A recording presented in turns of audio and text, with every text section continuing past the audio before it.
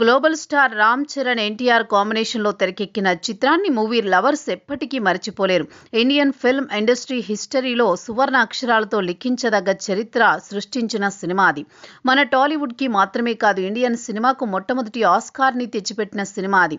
ఆ Oscar award కేవలం ఈ ఇద్దరి హీరోల వల్లే వచ్చిందని అందరూ బలంగా నమ్ముతారు.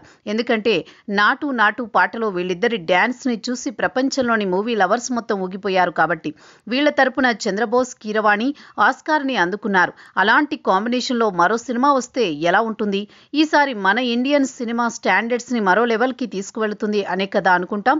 త్వరలోనే ఈ కాంబినేషన్ మరోసారి మన ముందుకొచ్చే అవకాశాలున్నాయని ఇండస్ట్రీ వర్గాల్లో బలంగా వినిపిస్తోన్న టాక్. ఇక వివరాల్లోకి వెళితే, జైలర్ లాంటి భారీ బ్లాక్ బస్టర్ ని తెరకెక్కించిన డైరెక్టర్ నెల్సన్ దిలీప్ కుమార్ ప్రస్తుతం జైలర్ 2 చేస్తున్నాడు. శరవేగంగా షూటింగ్ కార్యక్రమాలు జరుపుకుంటున్న ఈ చిత్రం వచ్చే ఏడాది వేసవి కానుకగా ప్రేక్షకుల ముందుకు రాబోతోంది.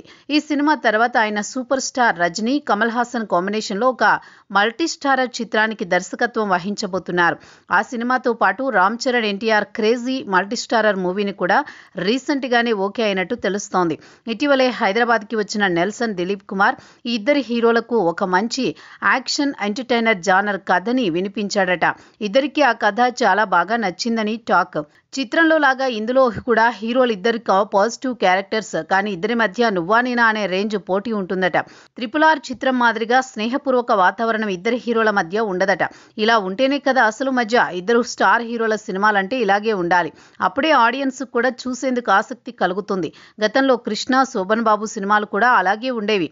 ఆ తర్వాత మల్టీ స్టారర్ ట్రెండ్ కి బ్రేక్ పడింది. లేదంటే చిరంజీవి, బాలయ్య మరియు వెంకటేష్, నాగార్జున వంటి స్టార్ హీరోల మల్టీ స్టారర్ సినిమాలు కూడా వచ్చేవేమో. చూడాలి మరి రాబోయే రోజుల్లో ఎన్టీఆర్, రామ్ చరణ్ మల్టీ స్టారర్ సినిమాకు సంబంధించిన అప్డేట్స్ ఎలా ఉండబోతున్నాయో అనేది.